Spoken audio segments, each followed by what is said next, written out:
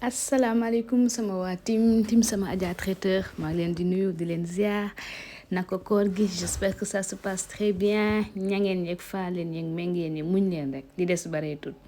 di leen remercier bu baax a baax à chaque fois ci seen présence di remercier aussi suñu ay partenaires le groupe agroalimentaire Seifa ci seen ay produits ñu ngi koor ku ne koor ne café dog sa koor sans café Seifa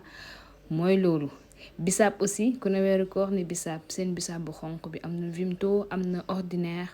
neex na set na sell na naturel na gaaw na def ku ne bisaab bu xonq aussi noonu la amee ñoo xamante ni bisaab bu weex mooy seen préféré bisaab bu weex en poudre aussi am na mu nekk benn produit yu set yu sell vraiment tey na dañ leen réaliser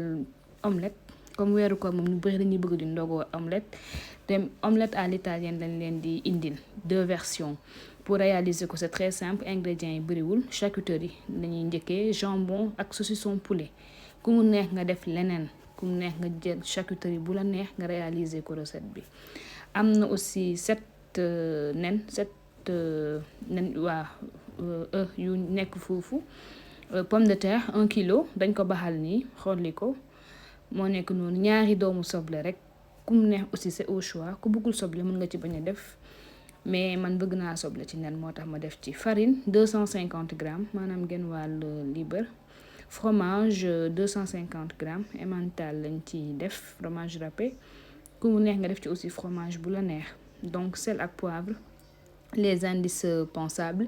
tey comme épice ail en poudre lañ def ak herbe de Provence diwlin aussi def nañ ci diwlin donc suñu ingrédient mi ngi nii gis ngeen ne bëriwut donc mu nekk recette bu neex réalisé pomme de terre yi gis ngeen dañ ko baxal ba pare doo ko présenté raxas ba mu set daal di baxal def ci tuuti xorom comme ça pomme de terre yi teel a saf xorom moom nañ ko toggee ni ba mu ñor xomb ñu daal di koy dindi donc là gis ngeen dañ koy écraser ak suñu ay fourchette def ko ci benn bocal bu ñoree xom booy laal muy tas ñu écraser ko ba mu mokk vraiment mu nekk recette bu neex bu diis nag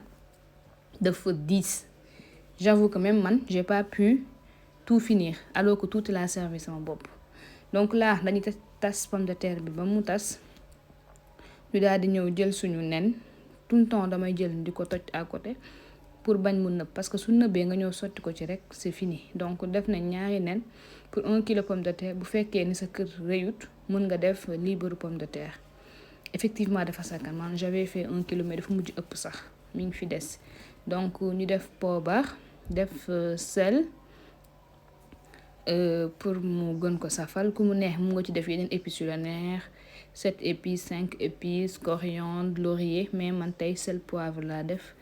herbe de Provence ak poudre d'ail bi ne dafa xaw a def ay donj moo tax ma koy écraser nii donc ku mu neex nga def sa bouillon aussi mais man defuma bouillon sel rek laa def comme d'habitude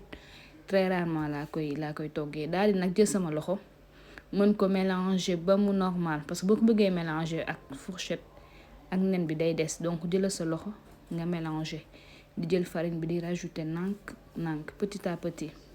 on rajoute la farine petit à petit oui jusqu'à obtenir une pâte carrément très dense je peux dire pâte bi dafa war a dang gis ngeen nii plutôt mi ngi nii dang damay nettoyer li tax sama loxo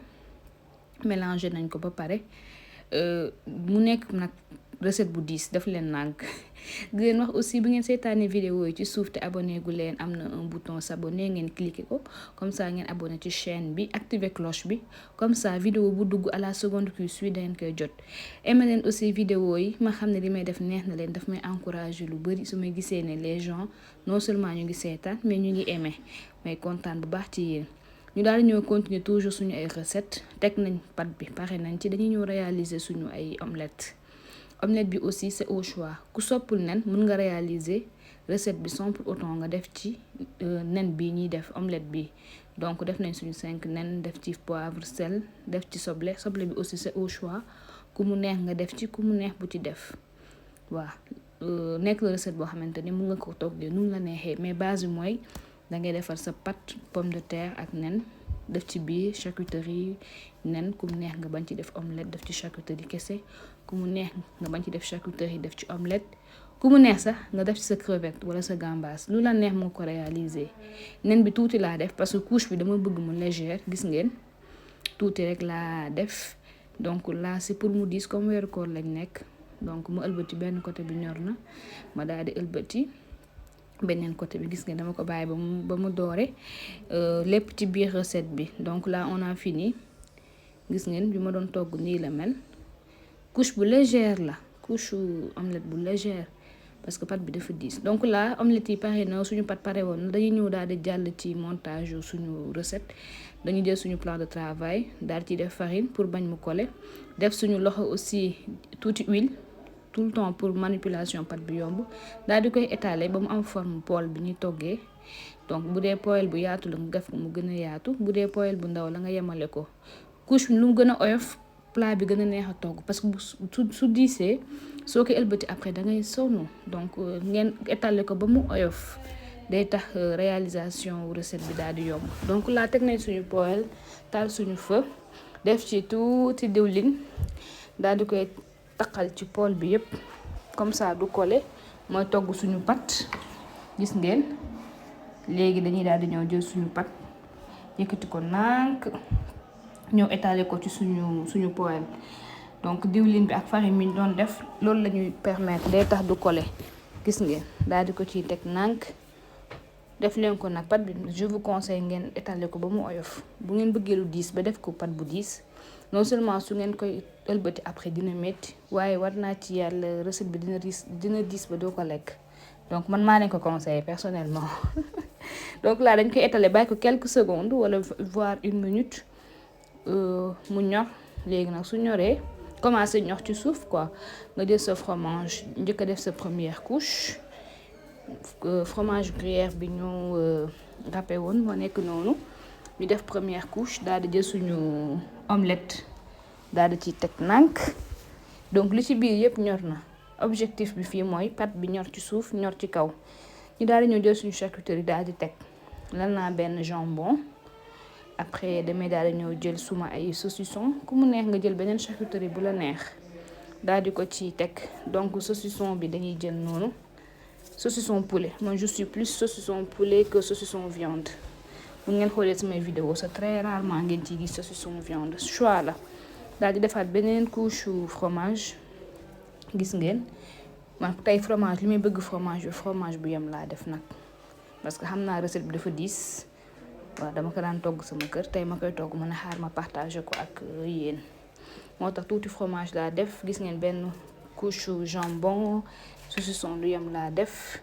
lépp dama ko yemale parce que xam naa li may togg ni mu diisee ku mu neex nga yemale ko fii bañ a tëjaat bu fekkee da nga bëgg lu oyof comme man ku fekkee da ngaa bëgg nag mu diis mun nga jëlaat beneen couche pâte nga tëjee ko sa omelette donc ñaari version la bu la neexee nga fermer ko bu la neexee nga bàyyi ko noonu ñaar yëpp c'est présentable gis ngeen léegi nag c'est pour vous expliquer que j'ai continué ça mais à la fin su ma ko yàkkee di ngeen gis ne ñaari version omelette à l'italienne ngeen di am là dañuy fermer bu baax rebord yi comme ça mu coller ci beneen partie bi toujours feu doux lii ku koy togg jël sa gaz yokk ko balaa ngaa def 30 secondes pâte bi dina xam ci suuf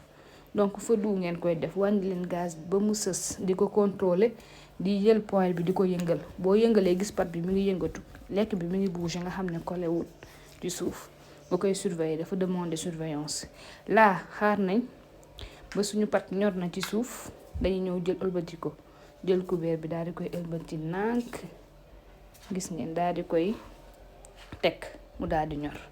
nii lañ koy ëlbatee di leen wax ne ngeen dem ci page Instagram bi abonné wu fa ay surprise dina leen fa fekk incha allahu rabbi la pare nañ gis ngeen suñu omelette à l'italienne ñaari version bi nga xamante ne dañ ko couvriraat ak pâte moo nekk à droite beneen bi à gauche sama genre yi nga xamante ne lekk bu diis daf leen di sonal man di laa taamu